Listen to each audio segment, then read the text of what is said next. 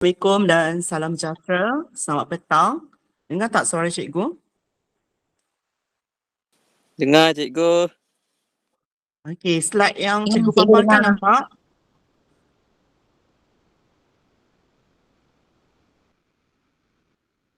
Slide nampak ke tak? Nampak cikgu nampak. Okey. Okey, jadi hari ini kita akan sambung berkenaan dengan Perang Dingin di Asia. Untuk pembelajaran lepas, kita stop sampai Perang Korea lah. Tapi kita akan mula balik hari ini. Boleh kita mula sekarang?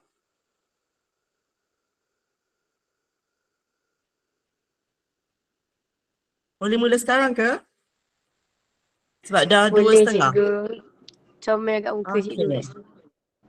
Thank you. Perang Dingin di Asia, dia Cikgu bermula lah, cikgu dengan mati. kisah. Apa dia? Suara cikgu sekat-sekat lah. Sekat-sekat. Mungkin internet tak kuat kot. Sekarang clear tak? Boleh lah sikit. Tak apalah, nanti saya akan bagi slide ni. Sebab yang ni saya guna buku ACE dan adalah sedikit penambahan yang saya top up. Kisah Perang Dingin di Asia, dia bermula dengan China menyertai blok komunis. Blok komunis, ketua dia siapa? Jerman. Siapa ketua dia? Jerman? Soviet Union. Soviet Union. Maksudnya Soviet Union ni dia telah mempengaruhi satu pertubuhan politik dekat negara China lah.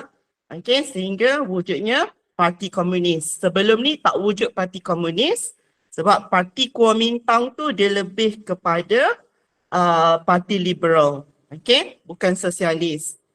Dan dia bagi tahu kat sini pada 1949 Parti Komunis China pimpinan Mao Zedong berjaya menewaskan Kuomintang dalam Perang Saudara. Kuomintang tu adalah parti yang ditubuhkan oleh Dr. Sun Yat-sen lah. Jadi pemimpin Kuomintang, Chiang Kai-shek berundur ke Taiwan dan mendirikan kerajaan atas bantuan Amerika Syarikat.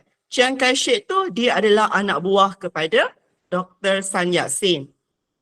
Penyertaan China dalam blok komunis telah mengubah imbangan kuasa dunia secara dramatis. Kenapa dia cakap berlaku perubahan secara dramatis? Sebab sebelum ni Soviet Union dia hanya ada Jerman sahaja sebagai geng mereka. Tapi sekarang dah bertambah satu lagi kuasa iaitu negara China. Jadi Amerika Syarikat telah memberi bantuan kepada Kai-shek untuk menentang komunis China tetapi gagal.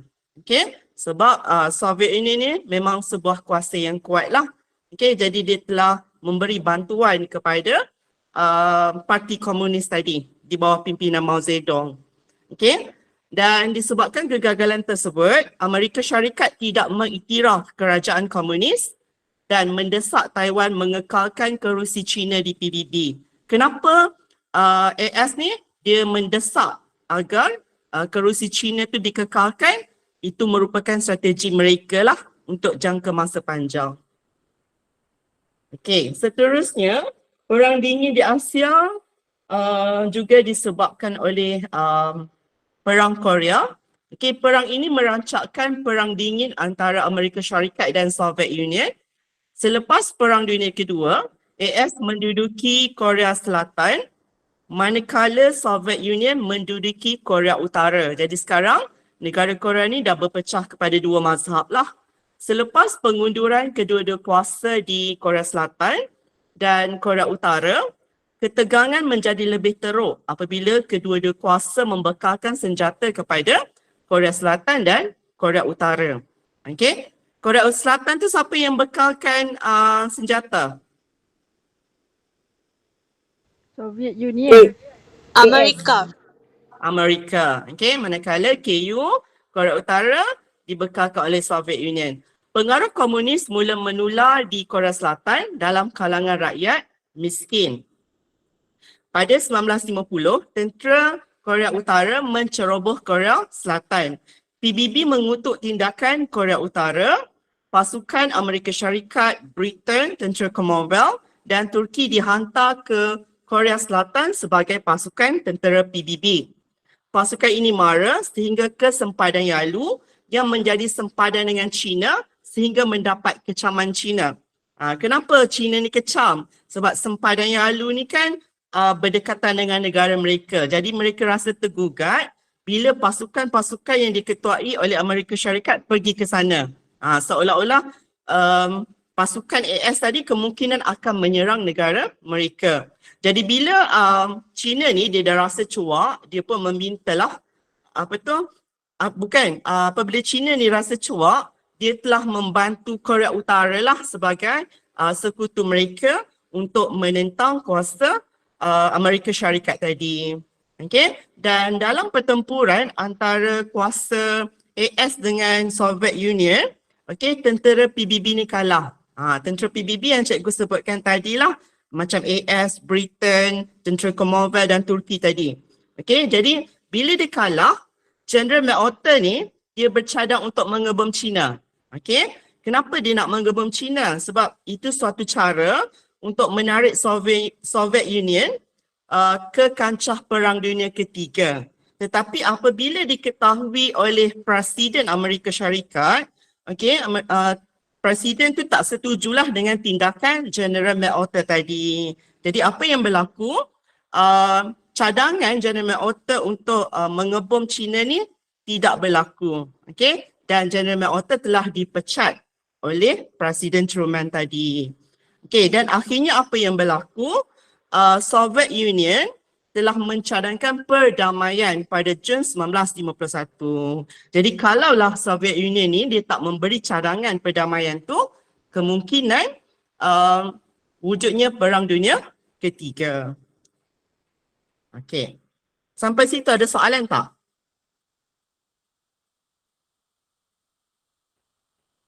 Suara cikgu lag lagi ke? Tak lag cikgu. Okey. Cikgu sambung. Perang Vietnam. Okey, Vietnam ni negara Indo-China. Selepas Perang Dunia Kedua, Vietnam menjadi medan perang dingin antara kuasa-kuasa besar di Asia. Perancis menghadapi ancaman daripada komunis di bawah pimpinan Ho Chi Minh. Perancis ni kan sekutu Amerika Syarikat kan? Tapi pada waktu penjajahan Perancis dekat Vietnam tu, memang dah ada pengaruh komunis. Dan parti komunis itu memang telah ditubuhkanlah oleh pemimpin yang bernama Ho Chi Minh. Jadi kalau awak pergi Vietnam memang adalah bandaraya Ho Chi Minh sempena nama pemimpin komunis ini. Pada 8 Mei 1954, bahagian utara Vietnam jatuh ke tangan komunis. Jadi berlakulah satu rundingan yang diadakan di Geneva yang telah bersetuju untuk membahagikan Vietnam kepada Vietnam Utara dan Vietnam Selatan. Kerajaan komunis telah ditubuhkan oleh Ho Chi Minh di utara, di selatan pula ditubuhkan kerajaan bukan komunis oleh Ngo Dinh Diem. Okey, jadi sekarang dah wujudnya dua kuasa yang bertentangan di negara Vietnam. Satunya kuasa komunis yang diketuai oleh Ho Chi Minh dan satu lagi yang bukan komunis yang diketuai oleh Ngo Dinh Diem. Okey, pada tahun 1957, golongan komunis mula meluaskan kuasa di selatan. Okey, jadi selepas 1957 tu, kuasa komunis ni memang telah bertapak dengan kuatlah di Vietnam. Tapi isi nombor 6 tu tak perlu masuk dalam exam.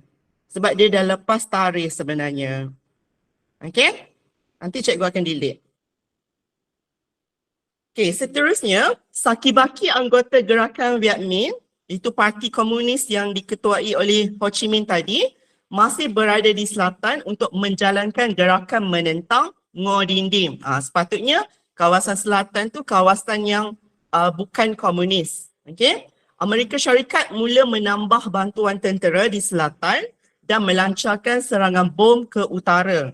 Kawasan utara ni kan kawasan komunis. Okey. Pada 1967, AS menempatkan 400,000 tentera di selatan. Malangnya tidak mendapat kemenangan muktamad.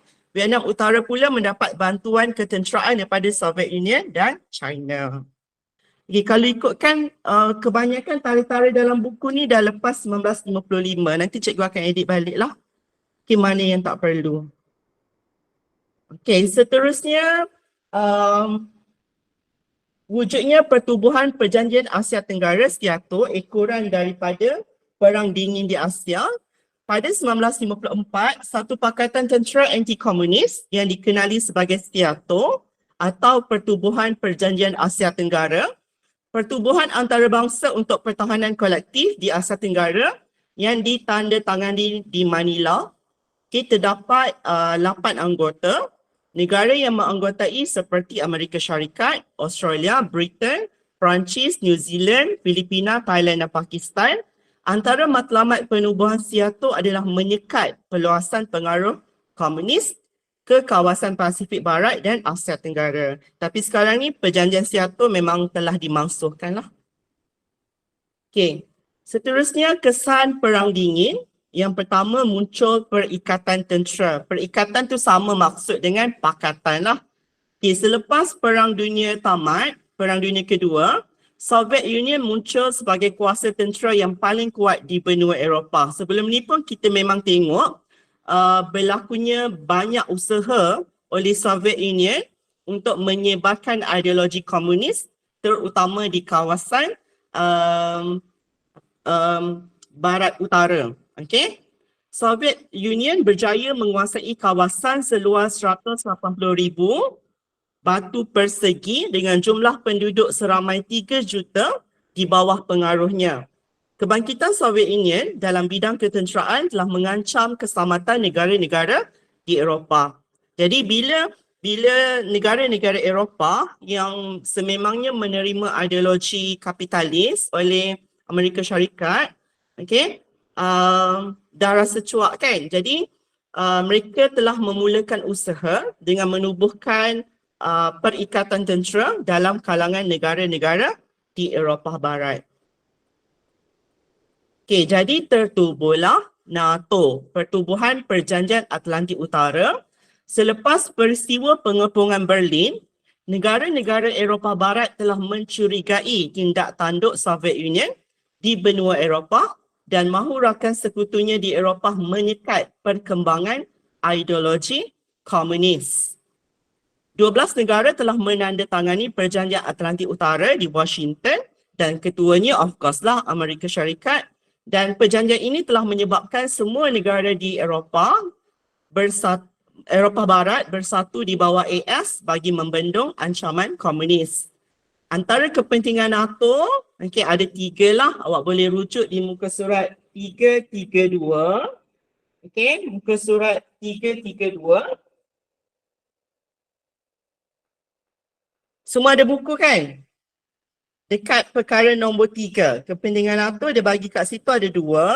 Pertama, menjalinkan kerjasama dalam kalangan negara-negara Eropah Barat. Kerjasama tu dia lebih spesifik kepada kerjasama pertahanan lah. Okay, yang kedua, memainkan peranan dalam mempertahankan anggotanya daripada ancaman komunis. Okay, jadi NATO berjaya menyekat penyebaran pengaruh komunis dan sebagai tindak balas sebab kuasa Amerika ni kan telah menubuhkan pertubuhan. Jadi Soviet Union dalam kalangan negara komunis pun menubuhkan pakatan yang seumpamanya, iaitu Pakatan Warsaw. Okay, Warsaw ni sempena nama tempat lah. Okay, kebimbangan Soviet Union, ekoran penubuhan NATO dan perkembangan dasar anti-komunis, Soviet Union mengadakan satu pakatan ketenteraan dengan negara-negara satelitnya yang dikenali Pakatan Warsaw. Apa maksud negara satelit? Negara satelit tu maksudnya negara-negara yang sama ideologi dan dikawal oleh satu kuasa. Jadi negara-negara satelit tadi dikawal oleh kuasa Soviet Union. Okay. Dan pakatan ini diadakan di satu tempat namanya Warsaw, negara Poland, antara Kesatuan Soviet dengan 7 republik sosialis Blok Timur. Pakatan ini menjamin bantuan segera kepada negara-negara anggota termasuk bantuan ketenteraan. Antara kesan penubuhan Pakatan Warsa ialah Soviet Union. Okay. Dan Soviet Union mengukuhkan kedudukannya di Eropah Timur dengan menempatkan tentera di negara-negara Eropah Timur. Kesan kedua, Soviet Union mengawal negara-negara satelit dan mematahkan pemberontakan yang tercetus. Okay, kesan lain adalah pembentukan Blok Dunia. Blok Dunia merujuk kepada negara-negara sehaluan yang berusaha dan bertindak secara bersama bagi menjaga kepentingan ahli. Jadi Blok Dunia ni terpecah kepada dua lah. Satunya yang ideologi kapitalis dan yang kedua ideologi komunis. Blok ini muncul dalam pelbagai bentuk berdasarkan aspek ekonomi, politik atau geografi. Berdasarkan perbezaan ideologi muncul dua blok utama yang cikgu sebutkan tadi. Antara perbezaan dari aspek politik, blok kapitalis mengamalkan sistem pemerintahan demokrasi. Jadi awak perlu jelaskanlah apakah ciri-ciri pemerintahan demokrasi. Okey, yang pertama, kerajaan dipilih oleh rakyat dan yang kedua melalui pilihan raya. Ciri lain terdapat kebebasan menubuhkan parti-parti politik. Sebab itulah kita tengok negara-negara yang mengamalkan pemerintahan demokrasi wujudnya dua partilah yang bertentangan. Satunya parti kerajaan dan yang kedua adalah parti pembangkang. Manakala blok komunis mengamalkan sistem pemerintahan komunis, blok komunis diperintah oleh diktator dan hanya parti komunis yang diiktiraf. Maksudnya hanya wujud satu parti dalam negara komunis iaitu parti kerajaan. Okey, untuk aspek-aspek lain, okey, iaitu ekonomi dan sosial, korang boleh rujuklah dalam buku ACE muka surat 333. Okey, so dah habis bab 18. Ada soalan tak? Topik terakhir dia hanya cerita tentang situasi perang dingin yang berlaku di negara Asia, termasuk Asia Tenggara. Ada soalan tak? Ada soalan ke tidak? Tak nak bercakap, awak boleh tarik dekat tu. Okey. Jadi masa ada lagi, kita akan sambung bab 19, dekolonisasi dan pengembalian kedaulatan. Okey, jadi sebelum kita kupas dengan lebih lanjut, kita kena faham dulu apakah definisi dekolonisasi. Okey, yang ni memang cikgu telah ringkaskan supaya mudah faham. Okey, kalau ikutkan definisi Kamus Dewan, dekolonisasi ni maksud dia proses pembebasan sesebuah negara yang dijajah daripada kuasa penjajah. Seolah-olah negara tu mencapai kemerdekaan lah. Bukan seolah-olah, negara tu memang telah mencapai kemerdekaan. Okey, kalau kita belajar bahasa Inggeris kan, ada perkataan this kan. Dalam bahasa Latin, dia ada perkataan di yang membawa maksud tidak. Okay, jadi kalau kita cantumkan dekolonisasi, tidak berlakunya proses penjajahan lah. Okay, tapi negara-negara kuasa imperialis tadi, mereka masih stay dekat negara tersebut. Cuma mereka akan bagi guidance supaya negara tersebut boleh memerintah dengan sendiri.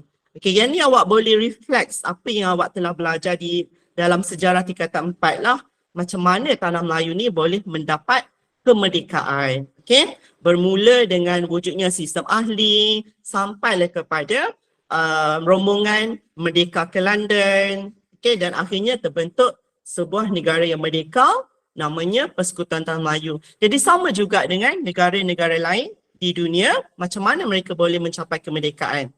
Okay, dan salah satu sebab utama kenapa boleh wujudnya dekolonisasi ni adalah muncul perasaan nasionalisme dalam kalangan rakyat tempatan.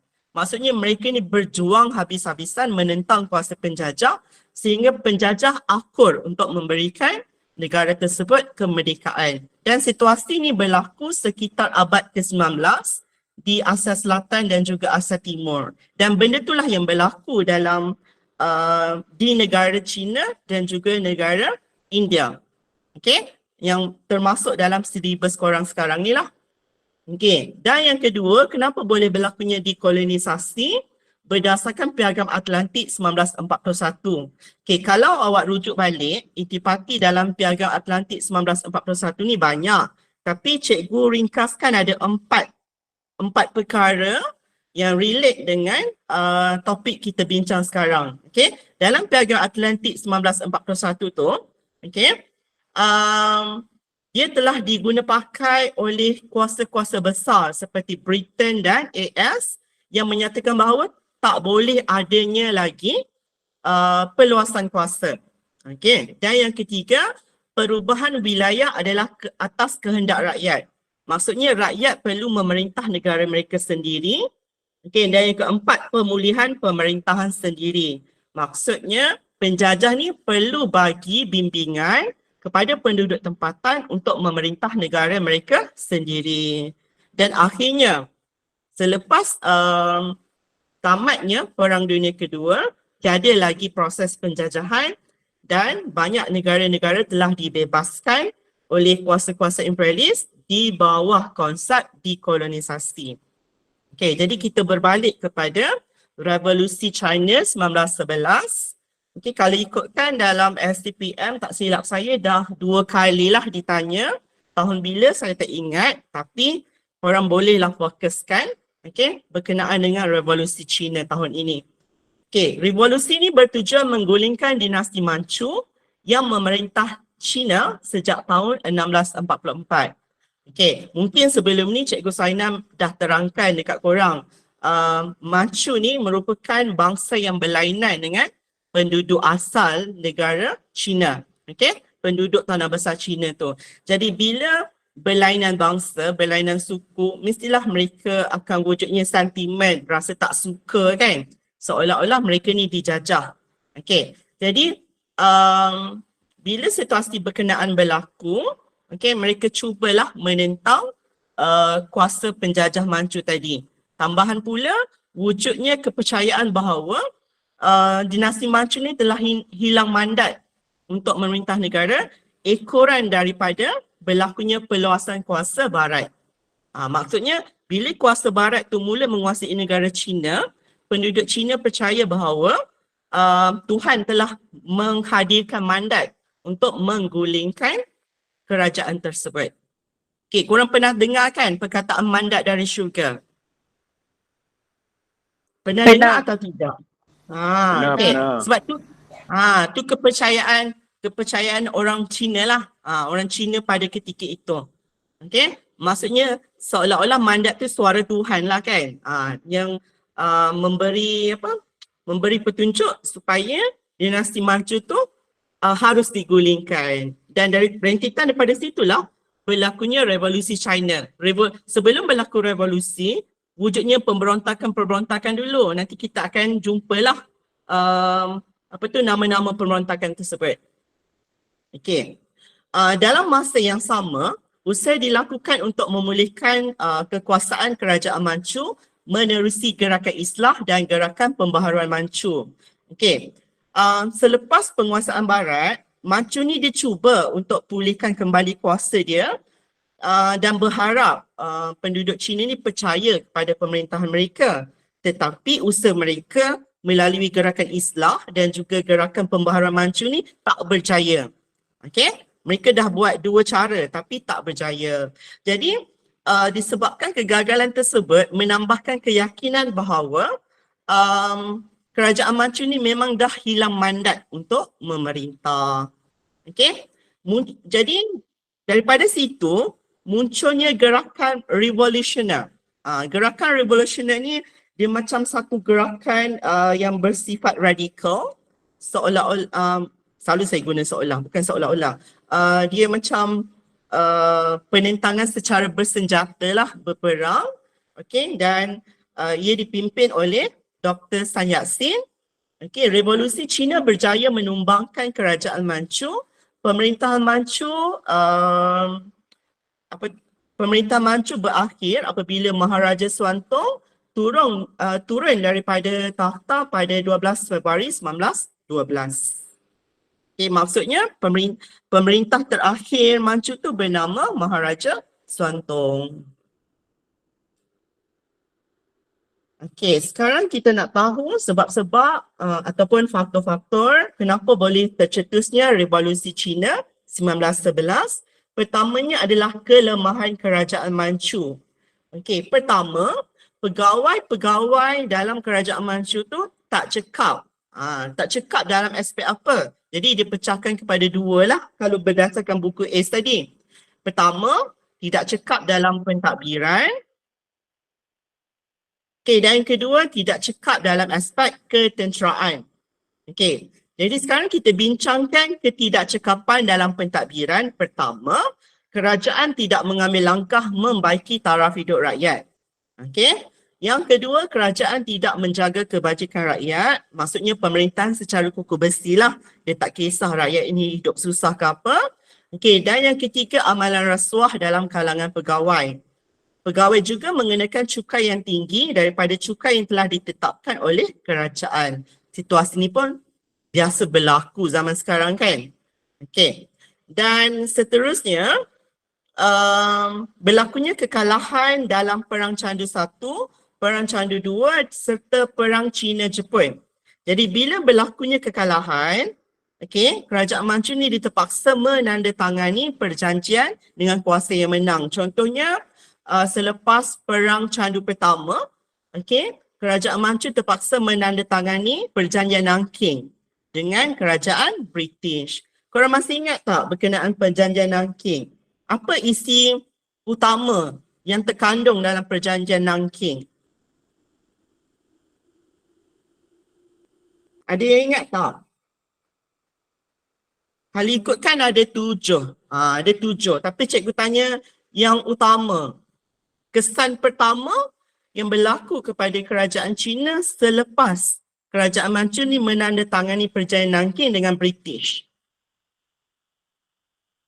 Apa yang berlaku? Tak ada kotor je go. Kau tahu? Ha. Kau tahu tu ada kaitan cuma dia tak ada dalam isi lah. Kau tahu tu kita boleh ambil isi yang terakhir lah, isi yang ketujuh iaitu persamaan taraf. Okey, terima kasih. Yang paling utama korang masih ingat, masa British mula-mula datang, mereka hanya diberi peluang berdagang di berapa pelabuhan? 1. Satu kan? Dekat mana? C kat depan.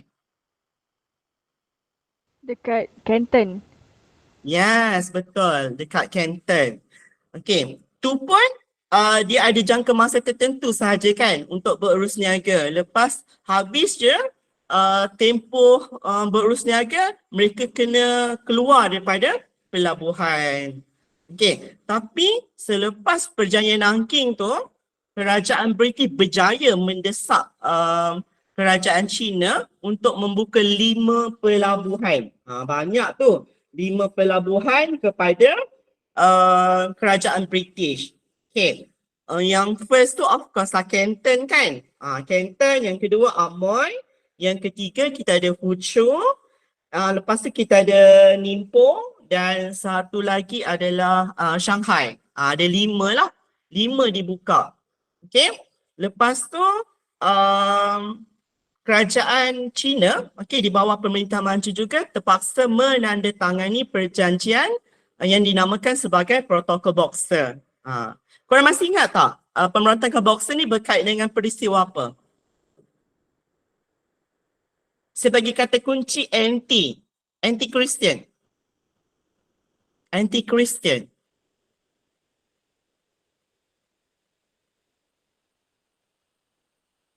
Ada nak cuba jawab tak? Kenapa boleh berlakunya pemberontakan Boxer? Cikgu bagi kata kunci anti-Christian.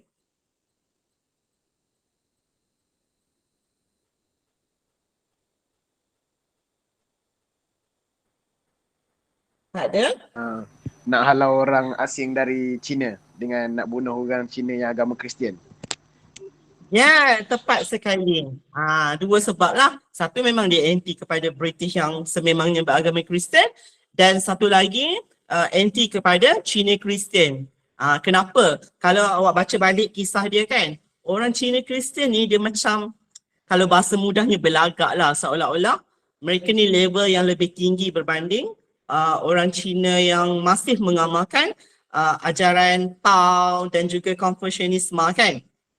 Okay. Dan disebabkan penghinaan tersebut menyebabkan orang-orang Cina yang mengamalkan ajaran tradisional tu dirasa tercabar sehingga berlakunya pembunuhan dalam pembunuhan terhadap orang-orang Cina Kristian.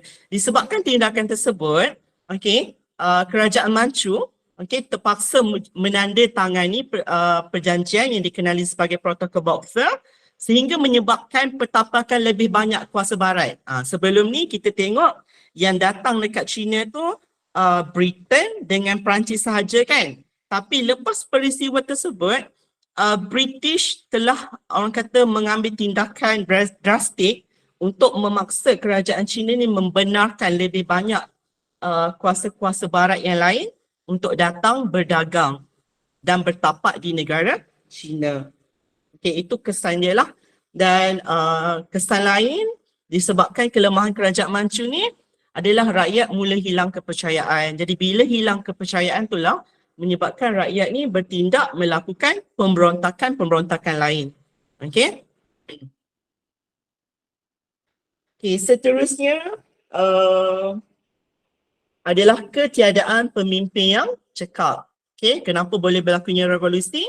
Sebab pemerintah Manchu ni dah tak ada pemimpin yang cekap. Okay, selepas Maharani Dowager dan Maharaja Kuansu meninggal, tiada pemimpin kerajaan Manchu yang cekap. Selepas kematian Dowager, pewaris iaitu Suwanto baru berusia 3 tahun, dilantik sebagai Maharaja dan ayahnya Putera Chun dilantik menjadi pemangku raja. Putera Chun tidak mempunyai kebijaksanaan politik. Okay, pelik kan kat sini, kenapa Putera Chun yang tidak dilantik sebagai Maharaja, tapi anak dia? Sebab ini permainan permainan pegawai-pegawai yang ketika itu mereka juga berebutkan kuasa. Seolah-olah mereka ni bersaing antara satu sama lain. Jadi wujudlah perancangan-perancangan yang pelik sehingga melantik Suwantong ni menjadi Maharaja. Jadi disebabkan peristiwa tersebut, keadaan politik China di bawah pemerintahan Manchu ni bertambah huru-hara.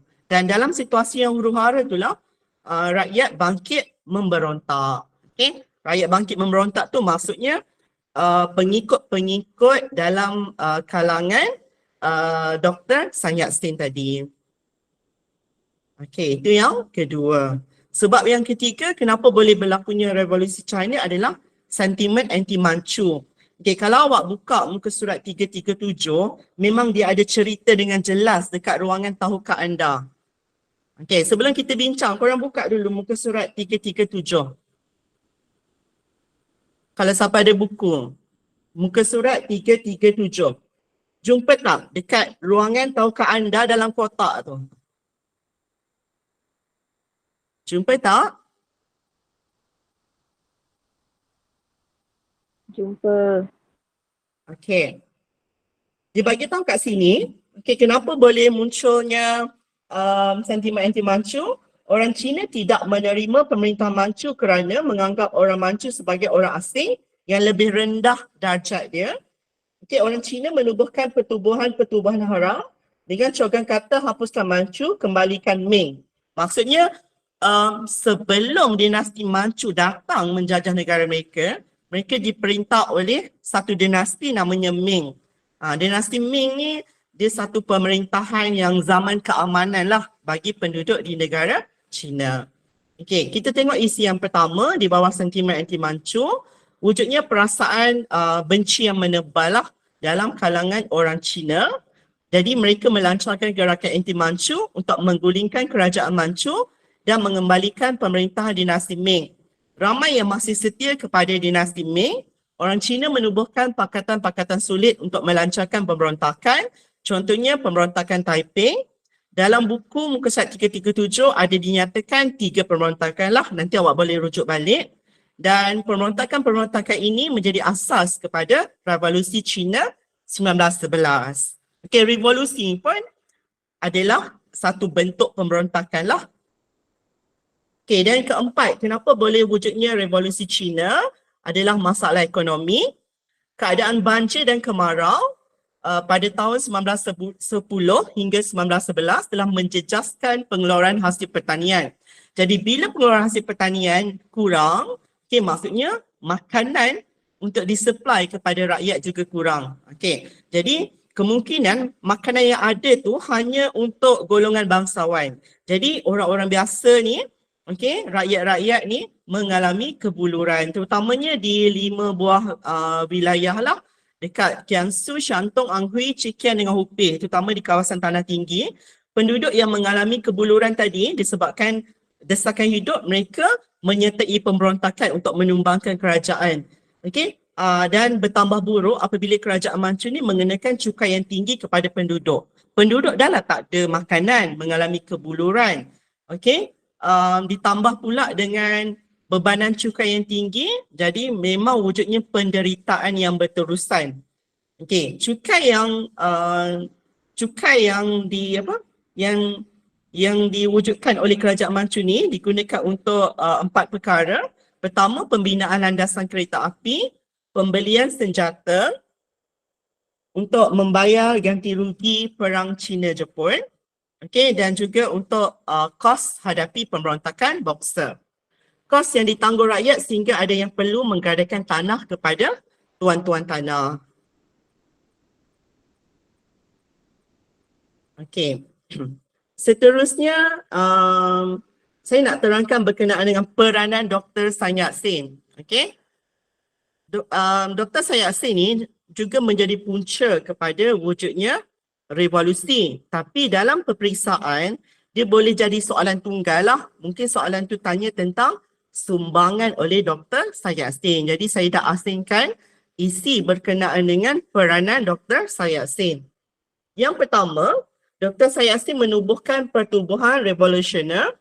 Okey, pertubuhan tu dikenali sebagai Sing Chung Hui. Okey, ditubuhkan di Honolulu, Hawaii dan cawangan di Yokohama, Jepun. Okey, tujuannya adalah untuk menggulingkan kerajaan Manchu. Dan pertubuhan ini mendapat sokongan orang Cina seberang laut. Apa maksud seberang laut?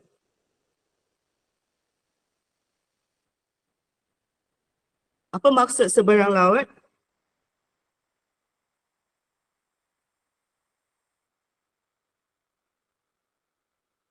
Orang bersama cikgu lagi ke?